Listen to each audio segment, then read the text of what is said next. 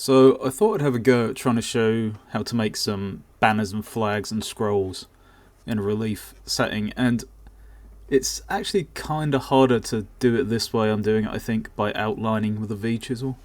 I think the much easier way to show this is to carve material away from the outside and have these bits stick up out of the wood, because then it feels a bit more natural to make them more kind of 3D. But anyway, on this first one I just basically went around the outside with a V chisel, and then I'm cutting these bits straight down with the bendy boy. You can do it with a flat chisel or the knife.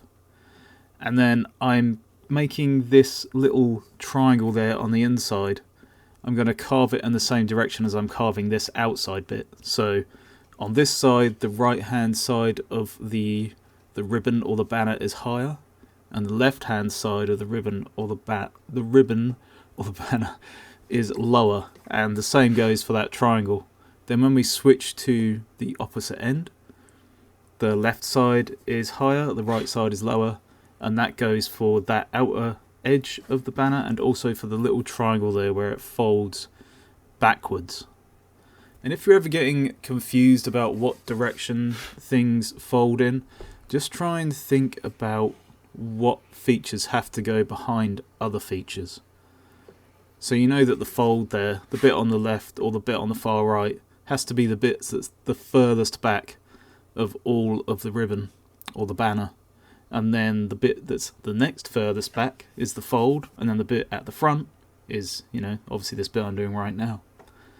I did leave this flat at the start, but I didn't really like how it looked because it didn't really blend in with the rest of it, so I thought I'd just kind of add some texture to it by going over it with the bendy boy chisel, and then eventually I went over it with the kind of rounded flat chisel as well. So I didn't really use, I used the template for reference here, but I didn't really use it to trace the patterns on. I have got 7 different patterns on the template, but I've only fit 4 of them onto this piece of lindenwood. But I thought I would draw them on rather than trace them on, just because I drew them anyway, so it kind of came naturally to me just to draw them.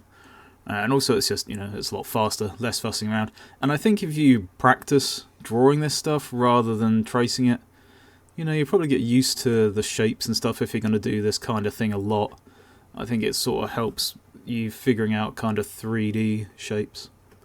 So this one's a bit more tricky in that the bottom there has to curl up on the inside. So in fact that bottom curl bit is the bit that's sort of furthest forward on the whole piece of the, I guess you would call that a page, right? It kind of looks like a curled up page or a scroll, I guess. So I had to make that little bottom section look like it was curled over at the top and curled over at the bottom, because it's curling back around towards itself at the top, and then at the bottom obviously it's connected to the rest of the piece of the scroll, so you have to kind of make it look like it's curling around the bottom and all the way back up to the top again, and then as you get to that bit at the top it has to curl all the way back in the other direction, right? So we have to make this sort of look like a tube, like you're curling the paper up into a tube. So I'm just using the bendy boy to take away those areas. I think a flat chisel is quite often the best way to make a kind of cylindrical shape in that way. And then I make sure to cut the line a bit deeper along the top side of the kind of tube shape there. And then I'm using the bendy boy, or like I said, you could use a flat chisel or some kind of like flat gouge or like a fishtail kind of chisel maybe, and take this stuff out. I do actually have a really interesting new chisel to show you later in the video. I say chisel, I think it's more of a knife, but to me it looks more like a chisel, but most people call it a knife, I think. Anyway, that's beside the point, we'll get to that later on.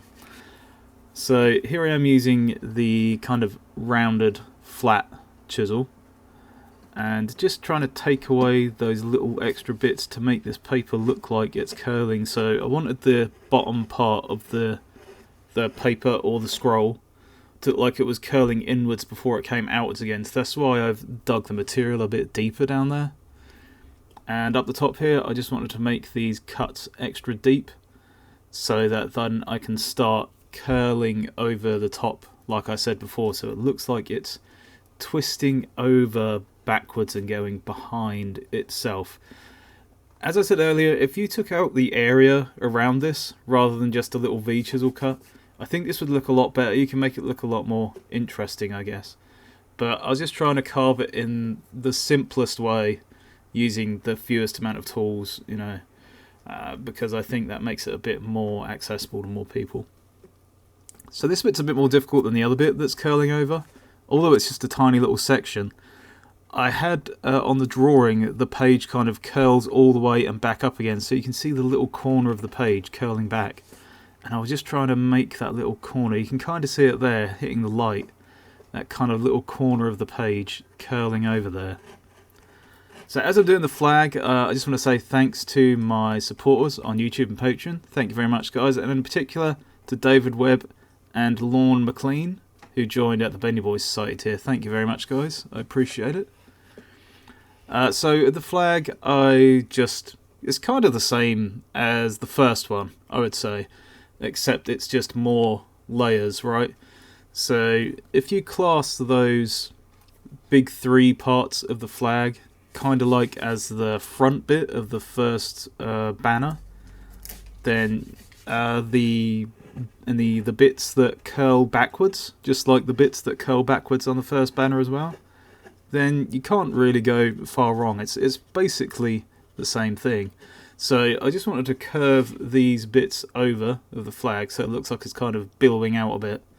And then these triangles at the bottom, once again, they are higher on the right hand side of them and lower on the left hand side, because it makes the look like the flag is bending backwards and that way. And you can't really see it that well on this first one I've done. I actually didn't do a very good job of that. I don't think I did try to correct it a little bit here, as you can see, but I don't think I did a great job on that one. I do a much better job on the second one that I do, the other little triangle there. But the problem with this one is that it's quite fragile. So you can do what I'm doing here, make sure that the right side is high and the left side is low. And you can just kind of scoop down like that. I'm using this little kind of chisel that I fashioned myself from a cheapy kit. And just keep going down to make it look like that part on the left is going backwards. But then the problem is that you have to cut down the right hand side of the flag, right? That last bit that's kind of billowing out there. And that has to look like it's kind of going behind this part of the flag here. And the problem with that is that edge there on the right hand side of the little triangle, that's very fragile. So I'm taking it very slowly and quite carefully here. Just trying to not break off that edge, because if you do break off that edge, then suddenly you have to recarve a load of stuff. And, you know, it kind of sucks to recarve a load of stuff, but sometimes you have to do it. Right, so this is the last one I did. This is a scroll. I tried to pick the 4 on the page on the template that are the most different. And by the way, if you want to get your hands on the template, it's for members of Bendy Boy Society on Patreon. They've already got the template. But I mean, you don't strictly need a template for this. You could just go online and look up scrolls and stuff like that, and find the designs. And like I said, practice drawing them, and you'll get used to it. You don't need a template for this, but you know, it might help if you just want to have something that's ready to go that you don't have to think about too much. So this is quite similar to the others. But I really want to stress the importance of the layers on this one. So I'm deliberately focusing on the top layer first, making sure that it's cut to the right depth and taking everything down, because once I get to those kind of scrolly parts, that's where it starts to get very complicated, and you really have to think about the levels and which bits at the back and which bits at the front. So what I'm doing essentially is I'm starting on the next one. That's the next stage back from the front, so that I can get my levels right. If I started at the very back first and got it quite deep, then it would be much harder for me to figure out where I needed the front layer to be. Much harder to step up. So we're stepping down instead, because it just makes more sense that way, to me at least. So I cut that one and I curved it around because that was the next layer. And then the next layer down after that is where this page curls there. So I'm outlining that, And then what I'm going to do is get a really tiny gouge. I have this tiny one that I got in this set of used chisels that I bought on eBay, and just make a little kind of scoop in there to take out that little bit. And then after that, we have a problem with it being fragile once again, because we have to carve around it, and then I have to dig out the area behind it, because that is an even further layer down, because that's where the page is curling around at the back. I know this all sounds kind of confusing, but hopefully if you watch along at the same time as listening to me blabbing loads of stuff, then you should be able to figure out what I'm talking about. So this is essentially the lowest layer of the scroll that we're cutting out, and you can see that sort of looks like it's wisping around, and I had to keep fiddling around with it, cutting little bits out. I actually did quite a bit more of that off camera. So this is the new chisel I was talking about. It's kind of it's a knife. It's a Japanese knife. I'm not sure what the chisel is called. Someone told me it might be called, I think it was Asakasi or something like that. But essentially it's like a flat blade with a curved end, and it's really, really good for doing this kind of thing, taking away lots of kind of carve marks or whatever, making an area flatter. And because it's got the curved corners, it doesn't dig in to the wood like you would with a completely flat chisel, flat bench chisel.